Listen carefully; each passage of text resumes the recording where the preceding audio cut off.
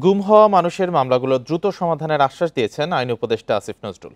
আর আলোচকদের অভিযোগ, প্রয়োজনীয় সব তথ্য থাকার পরেও গুমের বিচার নিশ্চিতে অনেক বাধা আসছে। শনিবার রাজধানীর একটি হোটেলে আন্তর্জাতিক গুম প্রতিরোধ দিবসের আলোচনা সভায় তারা এই কথা বলেন।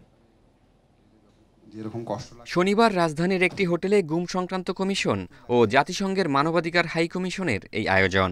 সেখানে নিপীড়ন দিনের স্মৃতিচারণ করেন গুমের শিকার হওয়া মানুষেরা। এদের পরিবারের কেউ গুম হয়ে গেছে, একটা ভিন্নভাবে আঙুল তোলা হতো এবং এদেরকে সবসময় সার্ভেইলেন্সের মধ্যে রাখা হতো। বলপূর্বক গুম হওয়া মানুষদের চাওয়া একটাই, সব ঘটনা তদন্ত করে জড়িতদের শাস্তি নিশ্চিত। আমরা তো ভেবেছি হয়তো অ্যাক্সিডেন্ট হয়েছে, কোথাও কি হয়েছে। সাধারণত তো একটা মানুষ হারিয়ে গেলে সে কেন চিন্তা করবে যে র্যাব তুলে নিয়ে গেছে। বেসামরিক যে কর্মকর্তারা জড়িত ছিলেন তাদেরকে চিহ্নিত করা এবং চিহ্নিত করে তাদের বিরুদ্ধে আইনানুগ ব্যবস্থা নেওয়া। প্রয়োজনীয় তথ্যের পরও বিচার নিশ্চিতে অনেক বাধা আসছে জানিয়ে আলোচকরা বলেন, আয়নাঘরগুলোকে জাদুঘর বানালে তা নতুন প্রজন্মের কাছে স্বৈরাচারের নিষ্ঠুরতার সাক্ষ্য হয়ে থাকবে।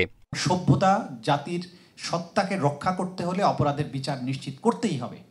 কারণ যারা আজকে তাদেরকে প্রোটেক্ট করার চেষ্টা করছেন বা করবেন, তাদের মনে রাখতে হবে তারাও একই রকমের সিচুয়েশনের মুখোমুখি কিন্তু হতেই পারেন।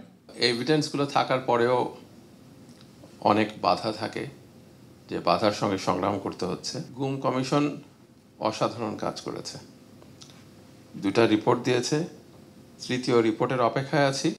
অভিযোগের সুষ্ঠু তদন্ত চলছে জানিয়ে আইন উপদেষ্টা বলেন, সামনেও গুম রুখতে কাজ করছে কমিশন। হয়েছে ইউনাইটেড নেশনসের সাথে আমাদের অন্যতম লক্ষ্য হচ্ছে যে যাতে আপনার এই ধরনের ঘটনা বাংলাদেশে না ঘটে, অন্তত সেক্ষেত্রে একটা শক্তিশালী অ্যাকাউন্টেবিলিটি মেকানিজম এস্টাবলিশ করা। আমরা এ পর্যন্ত প্রায় 20,000 ফলস কেস উইথড্র করেছি। গুম ও বিচার বহির্ভূত হত্যাকাণ্ডের শিকারদের মধ্যে এখনও যারা মামলার আসামি, তাদের বিষয়টি সমাধানে সরকার কাজ করবে বলেও জানান আইন উপদেষ্টা। জাহিদুল ইসলাম, ইন্ডিপেন্ডেন্ট নিউজ, ঢাকা।